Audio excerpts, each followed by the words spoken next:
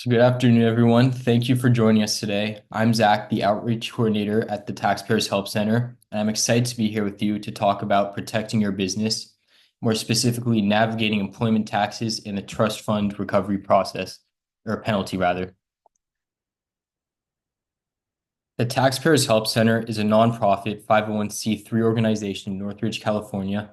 We operate two tax clinics, the first of which is our low-income taxpayer clinic, in which we help taxpayers resolve their tax disputes with the IRS, and the second of which is our volunteer income tax assistance VITA clinic, where we help prepare income taxes for free.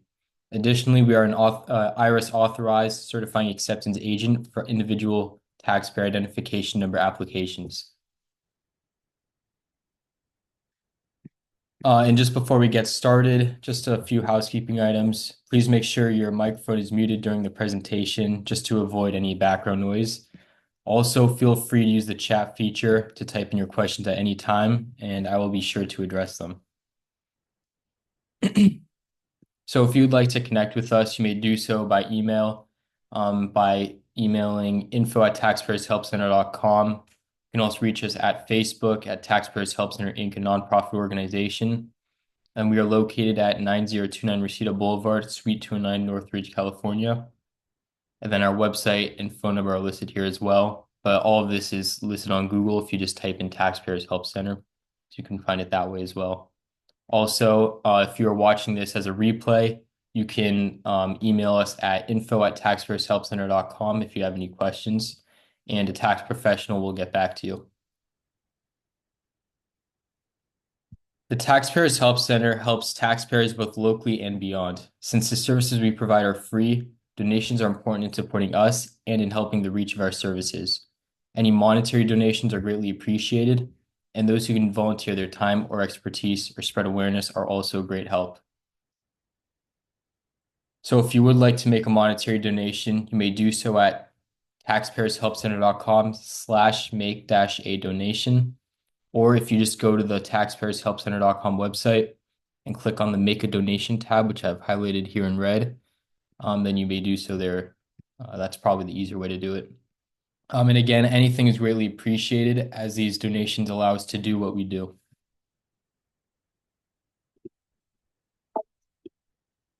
Okay, so today we are going to discuss protecting your business, navigating employment taxes, and the trust fund recovery penalty. So we will cover the following: understanding the trust fund recovery penalty, consequences of non-payment of payroll taxes, steps to avoid the trust fund recovery penalty, navigating an IRS investigation, appealing a trust fund recovery penalty assessment, and then at the end, we'll do a case study discussion. So first off, we're going to talk about the consequences of non-payment payroll taxes. So first off, interest and penalties. Non-payment of payroll taxes triggers immediate interest and penalties. The IRS starts assessing interest the day after the tax is due. Penalties for late payments can add up quickly, making it much more costly in the long run. Second, trust fund recovery penalty, and we'll go far more in depth on this because that's what most of this presentation is about. But this is abbreviated as TFRP. So if I say TFRP, I mean the trust fund recovery penalty. And this is one of the most serious consequences of non-payment of payroll taxes. And this applies to any person responsible for collecting, accounting for, and paying payroll taxes. The IRS can hold that person personally liable for that unpaid portion.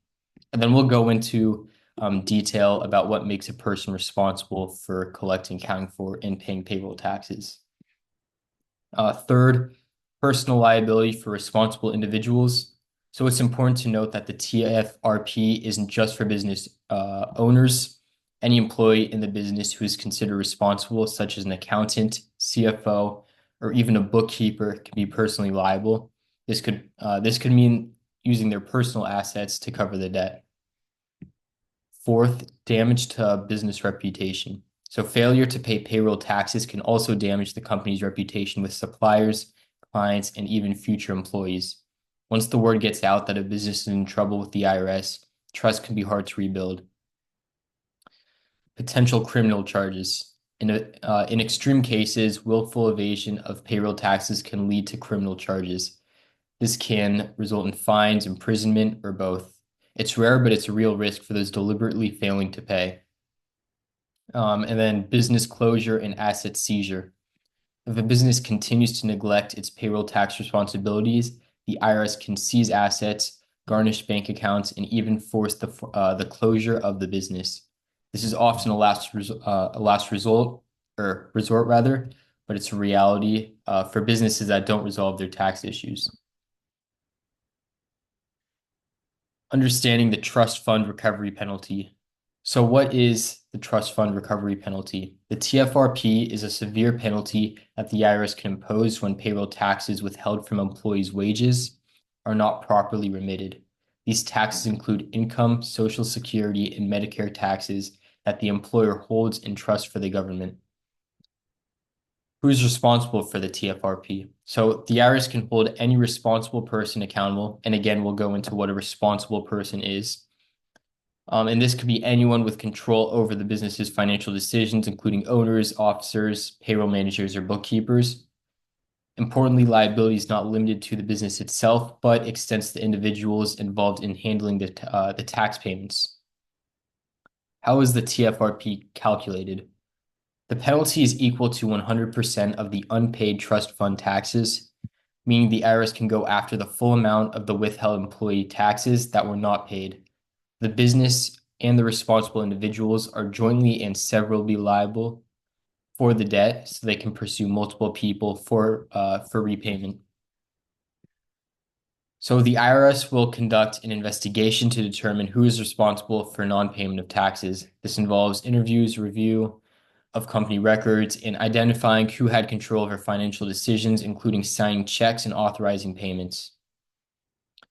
So, regarding the impact on personal finances, one of the biggest concerns for responsible individuals is that the TFRP can lead to personal finance ruin.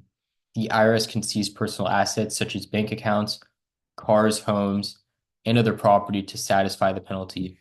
Even filing for bankruptcy won't typically discharge this kind of debt. And then regarding defending against TFRP assessments, while it's challenging, there are defenses against a TFRP assessment. Individuals can argue that they weren't truly responsible for the non-payment or that the failure to pay was not willful. Engaging a tax attorney or a CPA who specializes in payroll tax disputes is critical to successfully defending against the penalty. So now let's go into a little bit more depth on the question of who can be responsible for the TFRP.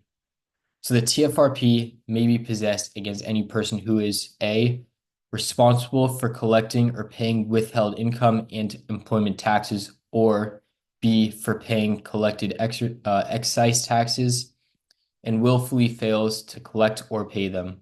A responsible person is a person or group of people who has the duty to perform and the power to direct the collecting, accounting, and paying of trust fund taxes.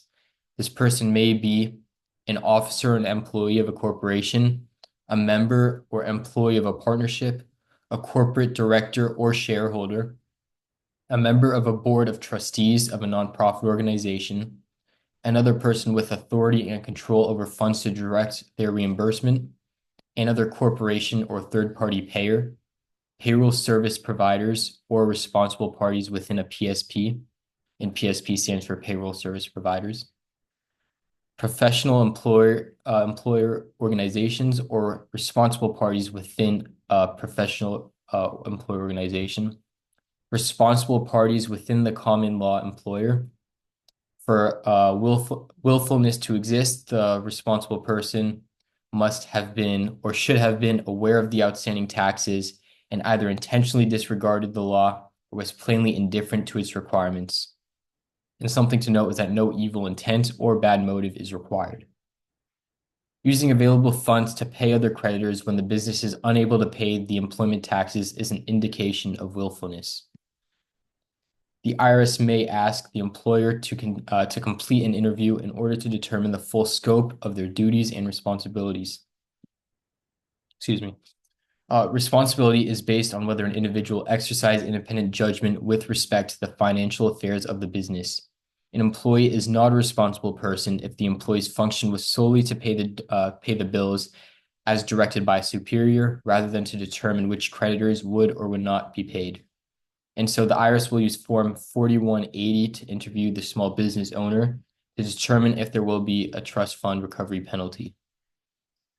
So now let's take a look at the Form 4180. So the Form 4180 is a questionnaire the IRS uses to gather information during TFRP investigations. It covers several key areas.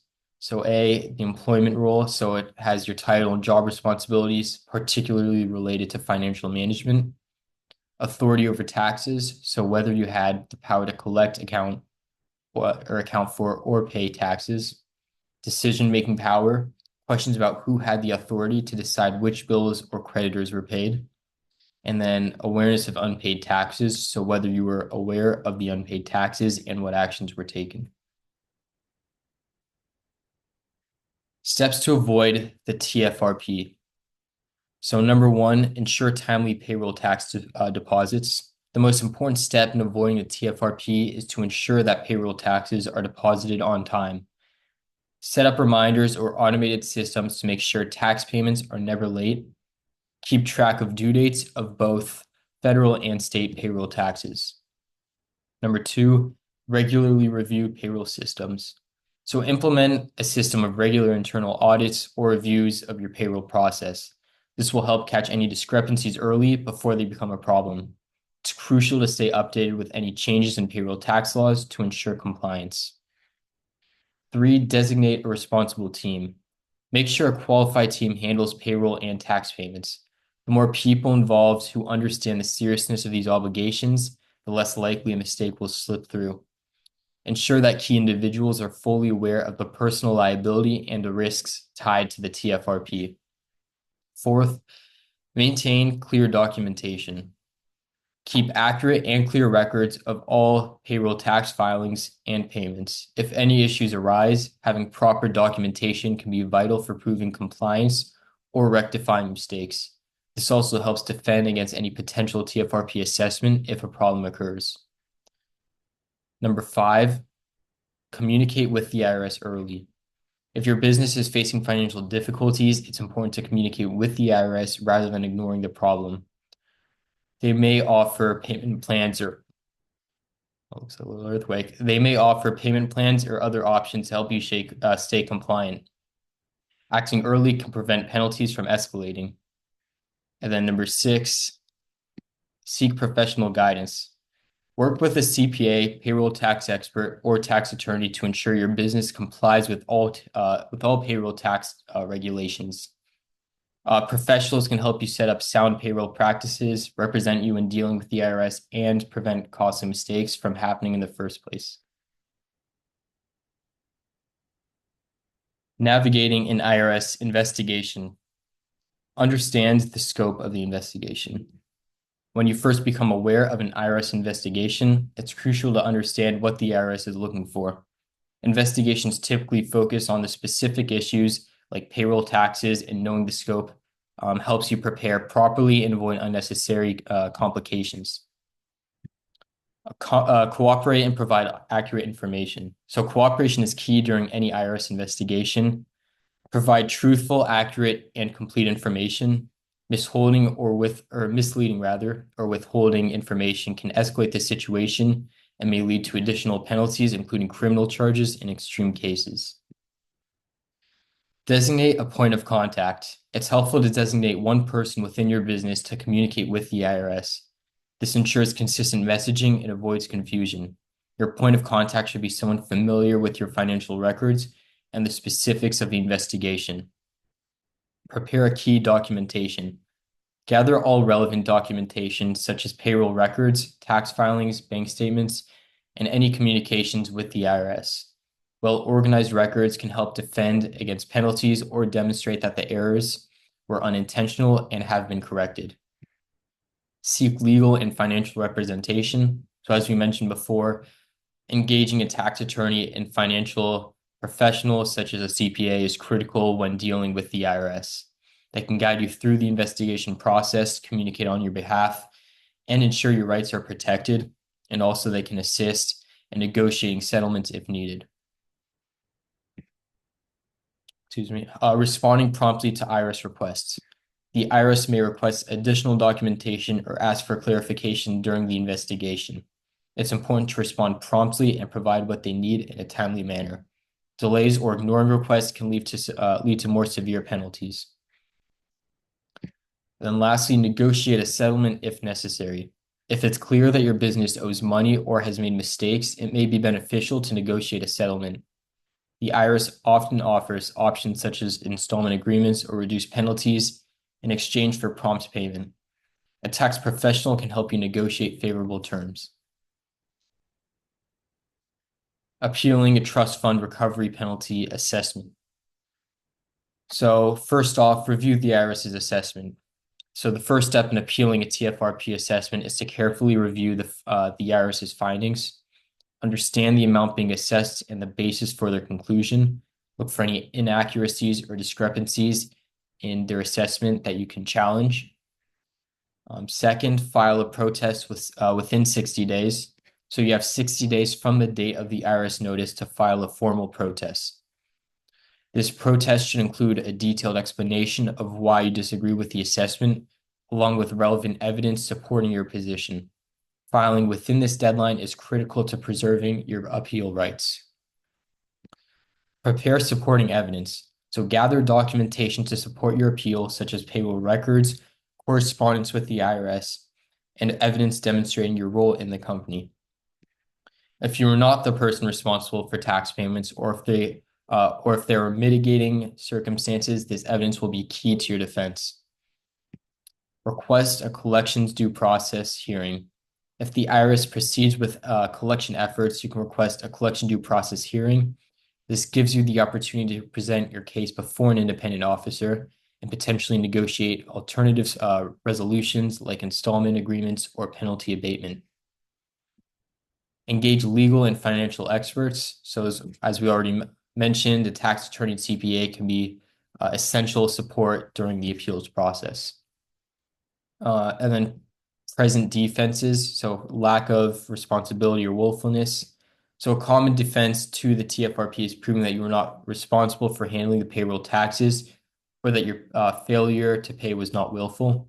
If you can demonstrate that you were unaware of the non-payment of lax control rather over financial decisions, this can be an effective strategy.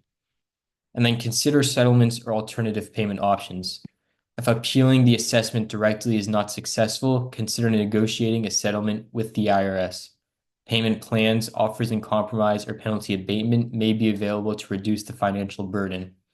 And a professional can assist with these negotiations, as we mentioned. Okay, so now let's talk about a case study. So this is the John Landis Heineman case.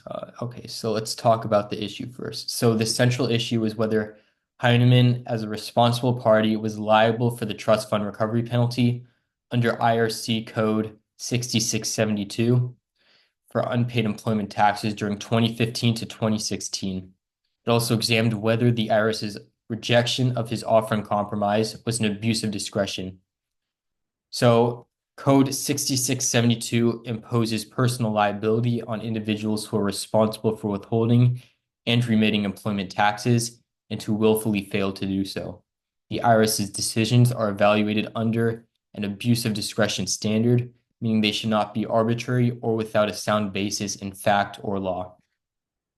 Heineman was found to be a responsible party since he had control over the company's financial affairs. His willfulness was established based on his decision to pay other creditors instead of remitting the payroll taxes, which the court found met the standard for willfulness under the law. His OICs, and OIC stands for, I believe, offer in compromise.